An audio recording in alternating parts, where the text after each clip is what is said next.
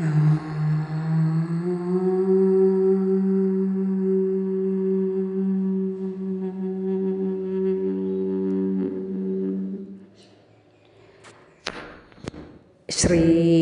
പരമാത്മനേ നമഃ. ശ്രീമദ് ഭഗവത്ഗീത 13-ാം അധ്യായം ക്ഷേത്രജ്ഞ വിഭാഗയോഗത്തിലെ 16-ാമത്തെ ശ്ലോകം. ബഹിരന്തശ്ച ഭൂതാനാം അചരം ചരമേവ ച സൂക്ഷ്മത്വാത് തദ് അവിജ്ഞേയം ദൂരസ്ഥം ച അന്തികേ ച തദ്. തദ് ഭൂതാനാം, അതായത് ബ്രഹ്മം ഭൂതങ്ങളുടെ പ്രപഞ്ചഘടകങ്ങളിൽ, ബഹിഹി അന്തം ച പുറത്തും അകത്തും ഉണ്ട്, അചരം ചരം ച സ്ഥാവരവും ജംഗമവും, അതായത് ചരിക്കുന്നതും ചരിക്കാത്തതുമായ, ഏവ തത് ഏവ അത് തന്നെ, അതായത് ബ്രഹ്മം തന്നെയാണ്, അതിലെല്ലാം ഉള്ളത് ബ്രഹ്മം തന്നെയാണ്. സൂക്ഷ്മത്വാത് സൂക്ഷ്മമായതുകൊണ്ട്, തത് അവിജ്ഞേയം അതിനെ അറിയാൻ പറ്റില്ല, തത് ദൂരസ്ഥം അതങ്ങ് ദൂരെയും, അന്തികേച്ച ഇങ്ങ് ഇവിടെയും ഉണ്ട്. പരമാത്മാവിൻ്റെ സർവവ്യാപകത്വത്തെ സൂചിപ്പിക്കുന്ന ഒരു ശ്ലോകമാണിത്. എല്ലാവരുടെയും അകത്തും പുറത്തുമുണ്ട് എന്ന് പറയുമ്പോൾ ഏത് ജീവിയുടെ ശരീരവും പ്രവർത്തിക്കുന്നത് പരമാത്മ പ്രഭാവത്താലാണ്. സർവാന്തരാത്മാവായി വർത്തിക്കുന്ന പരമാത്മാവ് ഉപാധികളിൽ മാത്രമേ ഉള്ളൂ എന്ന് ധരിച്ചു പോകരുത്. സർവവ്യാപിയായ അത് ഉപാധികളില്ലാത്തിടത്ത് അവ്യക്തഭാവത്തിൽ നിലകൊള്ളുന്നു. പ്രവർത്തനക്ഷമമായ നിലയിൽ ശരീര മനോബുദ്ധികൾ ഉള്ളിടത്തെല്ലാം പരമാത്മ സാന്നിധ്യം പ്രകടമായി കാണാം. അവയുടെ ഉള്ളിൽ മാത്രമല്ല പുറത്തും പരമാത്മാവ് വ്യാപിച്ചിരിപ്പുണ്ട്. ഭൂതങ്ങളിൽ നിന്ന് അന്യമായ പരമാത്മാവ് സർവഭൂതങ്ങളിലും കുടികൊള്ളുന്നു എന്നും ഇതിനെ വ്യാഖ്യാനിക്കാം. അലകളിൽ നിന്ന് അന്യമായ കടൽ എല്ലാ അലകളുടെയും സത്തായി തന്നെ നിലകൊള്ളുന്നു. അതുപോലെയാണ് ഈ ബ്രഹ്മത്തിൻ്റെ കാര്യം പറയുകയാണെങ്കിലും പരമാത്മാവിൻ്റെ കാര്യം പറയുകയാണെങ്കിലും അതുപോലെയാണ്. ഇളകുന്നവയും ഇളകാത്തവയും എന്ന് പറഞ്ഞിരിക്കുന്നു, ചരവും അചരവും എന്ന്.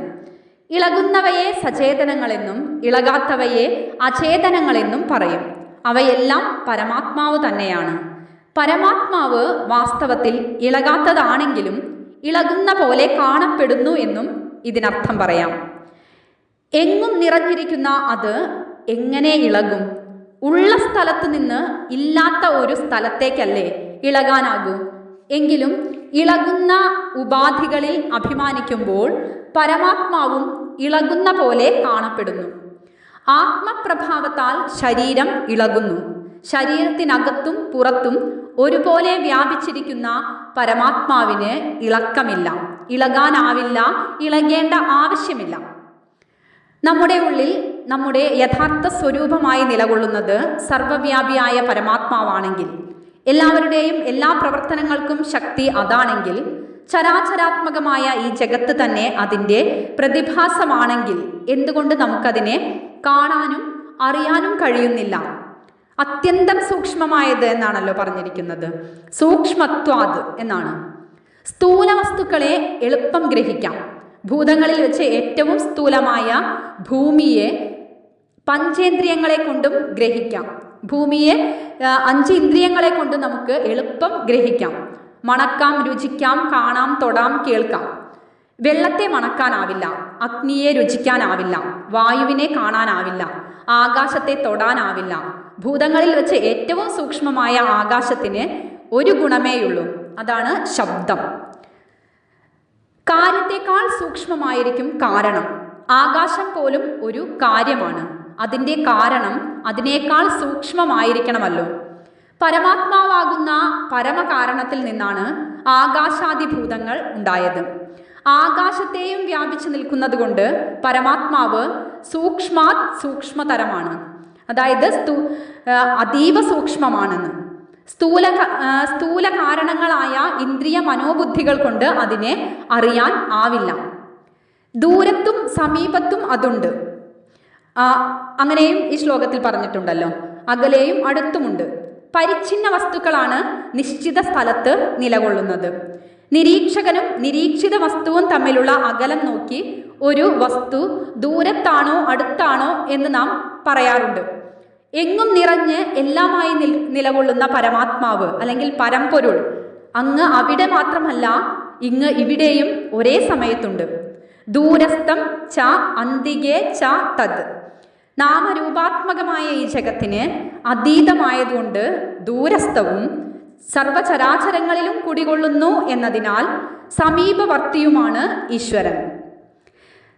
പരസ്പര വിരുദ്ധമെന്ന് തോന്നാവുന്ന ഈ നിർവചനങ്ങൾ സാധകന്റെ ബുദ്ധിയെ ഉത്തേജിപ്പിക്കുകയും മനനം ചെയ്യാൻ പ്രേരിപ്പിക്കുകയും അങ്ങനെ പരമാത്മാവിൻ്റെ സർവാതിശായിത്വവും സർവാന്തർവർത്തിത്വവും സാക്ഷാത്കരിക്കാൻ സഹായിക്കുകയും ചെയ്യുന്നു. ഒരേ ബ്രഹ്മം തന്നെ നമ്മിലെല്ലാം ആത്മഭാവത്തിൽ വർത്തിക്കുന്നുവെന്നും ശരീരം പ്രതി ആത്മാവ് ഭിന്നമല്ല, ഒന്ന് തന്നെയെന്നും വ്യക്തമാക്കുന്നു. 17-ാമത്തെ ശ്ലോകം. അവിഭക്തം ച ഭൂതേഷു വിഭക്തമിവ ചാസ്ഥിതം ഭൂതഭർതൃ ച തത് ജ്ഞേയം ഗ്രസിഷ്ണു പ്രഭവിഷ്ണു ച. ജ്ഞേയം തത്, അറിയപ്പെടേണ്ടതായ അത്, അതായത് ആ ബ്രഹ്മം, അവിഭക്തം ച, അവിഭക്തമാണെങ്കിലും, വിഭക്തം ഇവ, വിഭക്തം എന്ന പോലെ, അതായത് വേറെ വേറെ എന്ന പോലെ. അത് അവിഭക്തമാണ്, വേറെ വേറെ ഒന്നുമല്ല, എങ്കിലും അത് വേറെ വേറെ ആയിരിക്കുന്ന പോലെ. സ്ഥിതം ച, ഇരിക്കുന്നതുമാണ്. അങ്ങനെ ആണെന്ന് തോന്നും. ഭൂതഭർതൃ, ഭൂതങ്ങളെ ഭരിക്കുന്നതും, ഗ്രസിഷ്ണു പ്രഭവിഷ്ണു ച, ഗ്രസിക്കുന്നതും ഉദ്ഭവിപ്പിക്കുന്നതും അതുതന്നെയാണ്. അറിയപ്പെടേണ്ടതായ ആ ബ്രഹ്മം അവിഭക്തമാണെങ്കിലും വിഭക്തം എന്ന പോലെ ഇരിക്കുന്നതുമാണ്. ഭൂതങ്ങളെ ഭരിക്കുന്നതും ഗ്രസിക്കുന്നതും ഉദ്ഭവിപ്പിക്കുന്നതും അതുതന്നെയാണ്. അപരിച്ഛിന്നമെങ്കിലും പരിച്ഛിന്നമെന്ന പോലെ പരിലസിക്കുന്നു. വൈദ്യുതി സർവവ്യാപകമാണെങ്കിലും വൈദ്യുത ഉപകരണങ്ങളിലൂടെ പരിച്ഛിന്ന ഭാവങ്ങളിൽ പ്രകടമാകുന്നു. അതുപോലെ സർവവ്യാപിയായ പരമാത്മാവ് പരിച്ഛിന്നനെന്ന പോലെ കാണപ്പെടുന്നത് പരിച്ഛിന്നങ്ങളായ ശരീരങ്ങളിലൂടെ പ്രകടമാവുന്നത് കൊണ്ടാണ്. പരിച്ഛിന്നത്വം ഉപാധികളുടേതാണ്, ആത്മാവിൻ്റേതല്ല. അഖണ്ഡമായ ആകാശത്തെ ഘടാകാശം, മുറിയിലെ ആകാശം എന്നൊക്കെ പറയുന്നത് ആകാശം പരിമിതമായതുകൊണ്ടല്ലോ. ചരാചരങ്ങളെ നിലനിർത്തുന്നതും സംഹരിക്കുന്നതും സൃഷ്ടിക്കുന്നതും ആ ബ്രഹ്മം തന്നെയാണ്. അതായത് കയറിനെ കണ്ടിട്ട് നാം പാമ്പാണെന്ന് തെറ്റിദ്ധരിക്കാറുണ്ട്. അങ്ങനെ തെറ്റിദ്ധരിക്കും പോലെ ആ പാമ്പിനെ സൃഷ്ടിക്കുന്നതും സംഹരിക്കുന്നതും കയർ തന്നെയാണ്. സസ്യങ്ങൾ ഭൂമിയിൽ ഉണ്ടാവുകയും നിലനിൽക്കുകയും നശിക്കുകയും ചെയ്യുന്നു. ആഴിയിൽ അലകൾ പോലെ സർവാധിഷ്ഠാനമായ ബ്രഹ്മത്തിൽ പ്രപഞ്ചത്തിൻ്റെ സൃഷ്ടിസ്ഥിതി ലയങ്ങൾ നടക്കുന്നു. മനോബുദ്ധികൾ വ്യാമോഹത്തിൽ മയങ്ങുമ്പോൾ ബ്രഹ്മമാകുന്ന അധിഷ്ഠാനത്തിൽ ജഗത്തിൻ്റെ പ്രതീതി ഉളവാകുന്നു. മനോബുദ്ധികൾ മോഹമുക്തമാവുന്നതോടെ ജഗത്ത് അതിൻ്റെ അധിഷ്ഠാനത്തിൽ, അതായത് ബ്രഹ്മത്തിൽ അപ്രത്യക്ഷമാവുകയും ചെയ്യുന്നു. മയക്കത്തിൽപ്പെട്ട മനസ്സിൽ സ്വപ്നം ദൃശ്യമാവുകയും ഉണരുമ്പോൾ അപ്രത്യക്ഷമാവുകയും ചെയ്യുന്നു. അതുപോലെ സംസാരം എന്ന് പറയുന്നത് സ്വപ്നതുല്യമാണ് എന്ന് ഓർക്കേണ്ടതാണ്. തജ്ഞേയം, അറിയേണ്ടത്, അതായത് അതിനെയാണ് അറിയേണ്ടത്, ആ ബ്രഹ്മത്തെയാണ് അറിയേണ്ടത്, സാക്ഷാത്കരിക്കേണ്ടതും. അതിന് സാധകന്റെ അന്ധകരണത്തെ പാകപ്പെടുത്തുന്ന സാധനകളെ, അതായത് ജ്ഞാനസാധനകളെ ജ്ഞാനം എന്ന പേരിൽ നേരത്തെ വിവരിച്ചിരുന്നു. സർവവ്യാപിയായ പരമാത്മാവ് എല്ലാവരുടെയും ഉള്ളിൽ എപ്പോഴും കുടികൊള്ളുന്നുവെന്നും അതിനെ കാണാനോ അറിയാനോ പറ്റില്ല എന്നും പറഞ്ഞു. അപ്പോൾ ശുദ്ധ തമസാണോ അതിൻ്റെ സ്വരൂപം? ബ്രഹ്മം എന്ന് പറയുന്നത്, ബ്രഹ്മത്തിൻ്റെ സ്വരൂപം എന്ന് പറയുന്നത് തമസാണോ എന്ന സംശയം വരാം. അത് തമസ്സൊന്നുമല്ല. അതാണ് അടുത്ത ശ്ലോകത്തിലൂടെ വ്യക്തമാക്കുന്നത്. 18-ാമത്തെ ശ്ലോകം. ജ്യോതിഷാമപി തത് ജ്യോതിസ്തമസഃ പരമുച്യതേ ജ്ഞാനം ജ്ഞേയം ജ്ഞാനഗമ്യം ഹൃദി സർവസ്യവിഷ്ഠിതം. ജ്യോതിഷാമപി ജ്യോതിഹി തത്, ജ്യോതിസ്സുകൾക്കും ജ്യോതിസ്സായ അത്, തമസഃ പരമുച്യതേ, തമസ്സിന് അപ്പുറമാണെന്ന് പറയപ്പെടുന്നു. ജ്ഞാനം ജ്ഞേയം ജ്ഞാനഗമ്യം, ജ്ഞാനവും ജ്ഞേയവും ജ്ഞാനഗമ്യവും അതുതന്നെയാണ്. തത് അത്, അതായത് ആ ബ്രഹ്മം സർവസ്യ ഹൃദിവിഷ്ഠിതം, എല്ലാവരുടെയും ഹൃദയത്തിൽ സ്ഥിതി ചെയ്യുന്നു. അതായത് പരമകാരണമായ ആ സത്യം, ആ പരമാത്മാവ് എല്ലാ ജഡപ്രതിഭാസങ്ങൾക്കും അപ്പുറം ഉണ്മ അനുഭവിച്ചുകൊണ്ട് സ്വയം പ്രകാശിക്കുന്ന എല്ലാ വെളിച്ചങ്ങൾക്കും വെളിച്ചം പകരുന്ന പൂർണ്ണമായ ഉണ്മയാണെന്ന് പറയപ്പെടുന്നു. അത് ബോധമാണ്, സാക്ഷാത്കരിക്കപ്പെടാവുന്നതാണ്. മുൻപ് വിവരിച്ച പോലെ ജ്ഞാനോപായങ്ങൾ കൊണ്ട് അത് കണ്ടെത്താവുന്ന വസ്തുവാണ്. എല്ലാ പ്രപഞ്ച ഘടകങ്ങളുടെയും ഹൃദയത്തിൽ അത് വ്യക്തമായി സ്ഥിതി ചെയ്യുന്നതായി കാണാവുന്നതാണ്. ഈ 17ാമത്തെ ശ്ലോകം വസ്തുസ്വരൂപം കാട്ടിത്തരുന്നതോടൊപ്പം അതിനെ എങ്ങനെ സാക്ഷാത്കരിക്കാമെന്നും എവിടെ സാക്ഷാത്കരിക്കാമെന്നുകൂടി വെളിപ്പെടുത്തി തരുന്നു. ഇവിടത്തെ ജ്യോതിസ് എന്നതിന് സൂര്യചന്ദ്രാദിയിൽ കാണുന്ന തേജസ് എന്ന് മാത്രം അർത്ഥം ധരിക്കാൻ പാടില്ല. സ്വയം പ്രകാശിക്കുന്ന അഥവാ സ്വയം അനുഭവിക്കുന്ന ഉണ്മയാണ് എല്ലാ വെളിച്ചങ്ങളുടെയും വെളിച്ചം. ആ വെളിച്ചമില്ലെങ്കിൽ മറ്റെല്ലാ വെളിച്ചവും അതോടെ അസ്തമിക്കും എന്നറിയേണ്ടതാണ്. എല്ലാ പ്രപഞ്ച ഘടകങ്ങളിലും ഞാൻ ഉണ്ട് എന്ന് സ്വയം ഉണ്മ അനുഭവിച്ചുകൊണ്ട് മറ്റ് ജഡപ്രതിഭാസങ്ങളുടെ ഉണ്മ അറിഞ്ഞു വർത്തിക്കുന്ന ജീവാത്മാക്കളാകുന്ന വെളിച്ചങ്ങൾക്കെല്ലാം ആ അനുഭവം പകർന്നു കൊടുക്കുന്ന സ്വയം ഉണ്മ അനുഭവിക്കുന്ന പൂർണ്ണ വെളിച്ചമാണ് വസ്തു. രണ്ടു വിധത്തിൽ ഇവിടെ സ്വരൂപത്തെ വെളിപ്പെടുത്തിയിരിക്കുന്നു. ഒന്ന്, വസ്തു സ്വയം പ്രകാശിക്കുന്ന അനുഭവ രൂപമായ ഉണ്മയാണ്.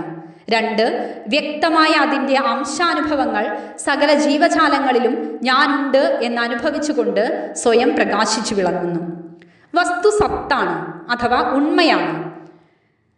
അതിൻ്റെ ചെറിയ സ്ഫുരണം ഇപ്പോൾ തന്നെ ജീവാത്മാക്കളിൽ എല്ലാം തെളിയുന്നുമുണ്ട്. വെളിച്ചം, ഉണ്മ എന്നൊക്കെ പറഞ്ഞാൽ മിക്കവാറും സാമാന്യ ജനങ്ങൾ ക്ഷേത്രത്തിൻ്റെ ഉണ്മയെ ഗ്രഹിക്കാറുള്ളൂ. അതുകൊണ്ടാണ് വേദാന്ത ഗ്രന്ഥങ്ങൾ ഉണ്മ അഥവാ സത്ത് എന്ന് പറയുന്നത്. ജ്ഞാനമാണ് ഉണ്മ അല്ലെങ്കിൽ സത്ത് എന്ന് പറയുന്നത് ജ്ഞാനമാണ് എന്നാണല്ലോ വേദാന്ത ഗ്രന്ഥങ്ങൾ പറയുന്നത്. ഇത്തരം സ്ഥലങ്ങളിൽ ജ്ഞാനം എന്ന് പറഞ്ഞാൽ ശുദ്ധബോധം എന്നാണ് അർത്ഥം. എന്തെങ്കിലും നാമരൂപങ്ങളെ കൂട്ടിച്ചേർത്തല്ലാതെ സാധാരണക്കാർ ജ്ഞാനപദത്തിന് അർത്ഥം ഗ്രഹിക്കാറില്ല. വസ്തുസ്വരൂപ നിർവചനങ്ങളിലെ ജ്ഞാനപദത്തിന് അങ്ങനെ അർത്ഥം ഗ്രഹിച്ചാൽ ആകെ അവ്യക്തത വന്നു ചേരും. ജ്ഞാനം അഥവാ ചിത്ത് ശുദ്ധ ബോധമാണ്. ഉണ്മയും ശുദ്ധ ബോധവും വാസ്തവത്തിൽ ഒന്ന് തന്നെയാണ്. ബോധത്തിൻ്റെ മാത്രം അനുഭവമാണ് ഉണ്മ. അക്കാര്യം സ്പഷ്ടമാക്കാനാണ് ജ്ഞാനം എന്ന് പ്രത്യേകം എടുത്തു പറഞ്ഞിരിക്കുന്നത്. സ്വയം ഉണ്മ അനുഭവിക്കുന്ന അഥവാ സ്വയം പ്രകാശിക്കുന്ന ബോധമാണ് വസ്തു. ഇതാണ് വസ്തുവിൻ്റെ സ്വരൂപ ലക്ഷണം. ജീവാത്മരൂപത്തിൽ സ്വയം പ്രകാശിക്കുന്ന ബോധസ്ഫുരണങ്ങളുടെ പൂർണ്ണരൂപമാണ് വസ്തു. എങ്കിൽ ഈ അല്പസ്ഫുരണത്തിന് തൻ്റെ ആ പൂർണ്ണരൂപം സാക്ഷാത്കരിക്കാൻ പറ്റുമോ എന്ന ചോദ്യത്തിന് ഉത്തരമാണ് ഈ ശ്ലോകത്തിലെ ജ്ഞേയം എന്ന പദം. ആ പൂർണ്ണരൂപം ജീവാത്മാവിനെ സാക്ഷാത്കരിക്കാൻ ആവുന്നതാണ് എന്ന് താല്പര്യം. എങ്ങനെ സാക്ഷാത്കരിക്കാൻ സാധിക്കും? 8 മുതൽ 11 വരെയുള്ള ശ്ലോകങ്ങളിൽ വിസ്തരിച്ച് പ്രതിപാദിച്ച ജ്ഞാനോപായങ്ങൾ കൊണ്ട് സാക്ഷാത്കരിക്കാം. ജ്ഞാനഗമ്യം എന്ന പദം ഇക്കാര്യമാണ് വെളിപ്പെടുത്തിയിരിക്കുന്നത്. സമ്പൂർണമായ ഈ സ്വരൂപം എവിടെയാണ് ആദ്യം സാക്ഷാത്കരിച്ച് അനുഭവിക്കേണ്ടത് എന്നുള്ള ഒരു സംശയം വരാം. ഈ സമ്പൂർണ്ണ സ്വരൂപത്തെ അവനവൻ്റെ ഹൃദയത്തിൽ തന്നെയാണ് സാക്ഷാത്കരിച്ച് അനുഭവിക്കേണ്ടത്. ഇത് വെളിപ്പെടുത്താനാണ് സർവസ്യ ഹൃദിവിഷ്ഠിതം എന്ന് പറഞ്ഞിരിക്കുന്നത്. വ്യക്തവും പൂർണ്ണവുമായ സ്വരൂപാനുഭവം ആർക്കും സ്വന്തം ഹൃദയത്തിൽ തന്നെ കണ്ടെത്താവുന്നതാണെന്നാണ് താല്പര്യം. ഭഗവാൻ വ്യക്തമായി വിവരിക്കാമെന്ന് പറഞ്ഞ കാര്യങ്ങൾ വിവരിച്ച ശേഷം ഇത് ഉപസംഹരിക്കുകയാണ് അടുത്ത ശ്ലോകത്തിലൂടെ. 19ാമത്തെ ശ്ലോകം. ഇതി ക്ഷേത്രം തഥാ ജ്ഞാനം ജ്ഞേയം ചോക്തം സമാസതഃ മദ്ഭക്ത ഏതത് വിജ്ഞായ മദ്ഭാവായോപപദ്യതേ. ഇതി ക്ഷേത്രം, അതായത് ഇതി ഇങ്ങനെ, ക്ഷേത്രം എന്താണെന്നും തഥാ അതുപോലെ ജ്ഞാനം ജ്ഞാനോപായങ്ങൾ എന്താണെന്നും ജ്ഞേയം അറിയപ്പെടേണ്ട വസ്തു എന്താണെന്നും സമാസതഃ ഉക്തം ച ചുരുക്കിയും വ്യക്തമായും പറഞ്ഞു കഴിഞ്ഞിരിക്കുന്നു. മദ്ഭക്തഃ എന്നെ ഗാഠമായി തിരയുന്നയാൾ ഏതത് വിജ്ഞായ ഈ പറഞ്ഞത് വേണ്ട പോലെ ധരിച്ചാൽ മദ്ഭാവായ എൻ്റെ സ്ഥിതിയിൽ ഉപപദ്യത എത്തിച്ചേരുന്നതാണ്. ഇങ്ങനെ ക്ഷേത്രം എന്താണെന്നും അതുപോലെ ജ്ഞാനോപായങ്ങൾ എന്തൊക്കെയാണെന്നും അറിയപ്പെടേണ്ട വസ്തു എന്താണെന്നും ചുരുക്കിയും വ്യക്തമായും പറഞ്ഞു കഴിഞ്ഞിരിക്കുന്നു. എന്നെ ഗാഠമായി തിരയുന്നയാൾ ഈ പറഞ്ഞത് വേണ്ട പോലെ ധരിച്ചാൽ എൻ്റെ സ്ഥിതിയിൽ എത്തിച്ചേരുന്നതാണ്. വേദങ്ങളിൽ വിസ്തരിച്ച് പറഞ്ഞിരിക്കുന്നത് പോലെ ആത്മവിദ്യയെ തന്നെയാണ് ഇവിടെ ചുരുക്കി പറഞ്ഞിരിക്കുന്നത്. മഹാഭൂതാന്യഹങ്കാരഃ തുടങ്ങി സംഘാതശ്ചേതനാധൃതി വരെ ക്ഷേത്രത്തെയും അമാനിത്വം തുടങ്ങി തത്വജ്ഞാനാർത്ഥ ദർശനം വരെ ജ്ഞാനത്തെയും, അതായത് ആത്മജ്ഞാന ലബ്ധിക്ക് അവശ്യം സമ്പാദിക്കേണ്ട സാത്വിക ഗുണങ്ങളെയും അനാദിമത് തുടങ്ങി ഹൃദി സർവസ്യ വിഷ്ടിതം വരെ ജ്ഞേയത്തെയും ഭഗവാൻ ചുരുക്കി പറഞ്ഞു. ഇത്രയും കേൾക്കുന്ന ഒരാൾക്ക് ആരാണ് ആ പരമപദം പ്രാപിക്കാൻ അർഹൻ എന്ന് സംശയമുണ്ടാകാം. ഭഗവാൻ പറയുന്നു, എൻ്റെ ഭക്തൻ അതിന് അർഹനാണ്. വികാര പാരവശ്യത്തോടെ ഭഗവത് ചരണങ്ങളിൽ വീണു കേഴുന്നവൻ എന്നല്ല ഭക്തൻ എന്ന പദത്തിനർത്ഥം.